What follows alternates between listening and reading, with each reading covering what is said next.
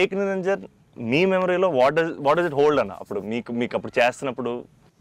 అంటే పురిగారు లాగా ఎవరు రాయలేదు.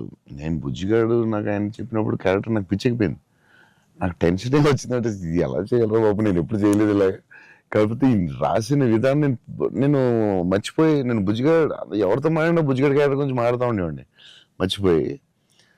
అంటే సూపర్ ఎక్సైటెడ్ నేను అసలు బుజ్జిగాడు క్యారెక్టర్ గురించి. సో పూరి గారితో ఆయన క్యారెక్టరైజేషన్ మళ్ళీ ఎవడో లేడు అలాంటి అని నేను నెక్స్ట్ యాజ్ ఇగ్నరెంట్ చేసాం. నువ్వు చెప్పిన డైలాగులన్నీ చెప్తుంటే అసలు నాకు ఆయనలో ఎవడు రాయలేడు. It's his writing, the character designing, what Puri గారు అలా ఎవడు లేడు ఇండియాలో, వరల్డ్లో లేడు. అదొక డిఫరెంట్ మనిషి అది. ఆ క్యారెక్టర్ ఆయన రాయగలడు, మళ్ళీ రాయకపోయినా ఆయన ఎవడు ఇమిటేట్ చేయలేడు. సో నువ్వు అంత స్ట్రాంగ్ డైలాగ్ ఒక యాక్టర్ చెప్తే న్యాచురల్గా వచ్చేస్తుంది అంతే. మీరు దాంట్లో సోను సూద్ దగ్గరికి వెళ్ళినప్పుడు కూడా సూపర్ ఉంటుంది. ఎవరన్నా కొట్టారంటే సార్ ఐఎమ్ చోటు, నేనే సార్ కొట్టాను. నాకు ఏకనిరంజన్లో చాలా ఫేవరెట్ ఏంటంటే ఏడుస్తూ ఉంటాడు కదా, ఏంటి మగవాళ్ళు ఏడుస్తారా అంటే ఎవడన్నా ఏడుస్తాడు. అది భలే రాసేది అనిపించింది ఆయన.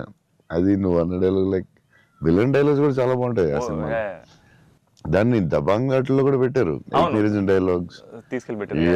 సోను సూద్ ఫోన్ చేసి పూరి గారికి can I use it in ఒక హిందీ ఫిల్మ్ లో యూజ్ చేస్తారంటే ఈయన కూల్ కదా చేసుకోమన్నారు. దబాంగ్ లో కూడా పెట్టాడు హీరో, అది ఎవర్రా విలన్ సేమ్ సోను సూద్ గారు చెప్పినట్టు.